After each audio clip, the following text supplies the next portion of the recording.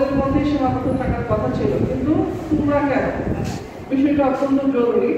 তোমাদের ব্যাপারগুলি বলি, আমরা যারা প্রশাসন সার্ভিসে আছি, ধরো আমি এখানে উপজেলা নির্বাহী কর্মকর্তা আছি, তোমাদের এখানে সহকারী কমিশনার ভূমি আছে, আমাদের একটা দীর্ঘদিনের ইতিহাস আছে, প্রায় 250 বছরেরও বেশি এই সার্ভিসের একটা ইতিহাস আছে। এবং এই সার্ভিসের মূল ভিত্তিটি ছিল হচ্ছে ভূমি। প্রথমত তোমরা যে কর্মটি ছিল ডিসি, তার মূল কাজটি ছিল সে কালেক্টর হিসেবে কাজ করত।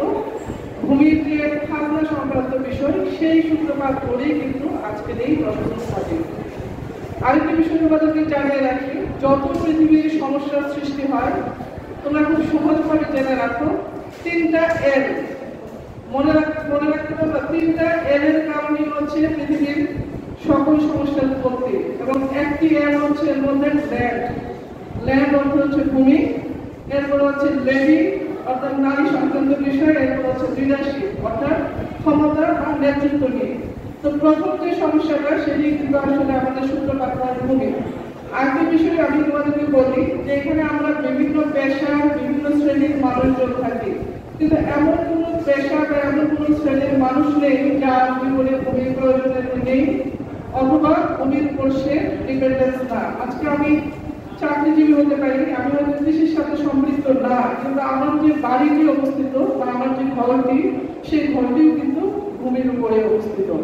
সুতরাং এই ল্যান্ড ম্যানেজমেন্ট অর্থাৎ ভূমি ব্যবস্থাপনাটা যে অত্যন্ত জরুরি, সেটি আজকে শুধু আমাদের বড়রা জানলে হবে না, আমাদের ছোটরা জানবে। কারণ আমরা যে স্মার্ট বাংলাদেশের স্বপ্ন দেখছি, স্মার্ট নাগরিকের স্বপ্ন দেখছি, তা কিন্তু তোমাদের হাত ধরে। আমি সব জায়গায় বলি, সব বিষয়ই বলি যে সব জায়গাতে আমাদের ছাত্রছাত্রীদের সম্পৃক্ত করতে হবে।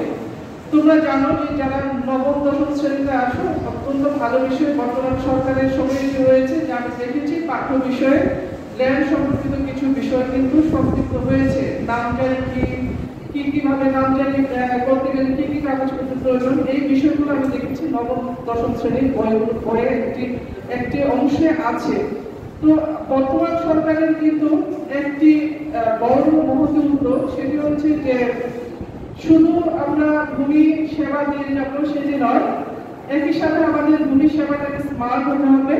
আর এই স্মার্ট ভূমি সেবাকে গ্রহণ করার জন্য যে নাগরিকরা আসবেন, সেই নাগরিকদেরকেও স্মার্ট হতে হবে। অর্থাৎ আমরা শুধু সেবাকে স্মার্ট হবো তা নয়, কিন্তু একজন নাগরিক যদি সেই স্মার্ট সেবাটিকে গ্রহণ করতে না পারে, সে নিজে নিজে কাজটি যদি না করতে পারে, তাহলে কিন্তু তারপরে এই ব্যবস্থাপনাটা কখনো সঠিক বা সুন্দরভাবে আমরা পরিচালিত করতে পারবো না। এই জন্যই যুগপৎভাবে আমরা স্মার্ট ভূমি সেবা এবং স্মার্ট নাগরিকের যে কনসেপ্ট বর্তমান সরকারের, সেটি নিয়ে আমাদের যারা সহকারী কমিশনার ভূমি আছে বা আমরা যারা উপজেলা নির্বাহী কর্মকর্তা আছি, অক্লান্ত পরিশ্রম করে যাচ্ছি।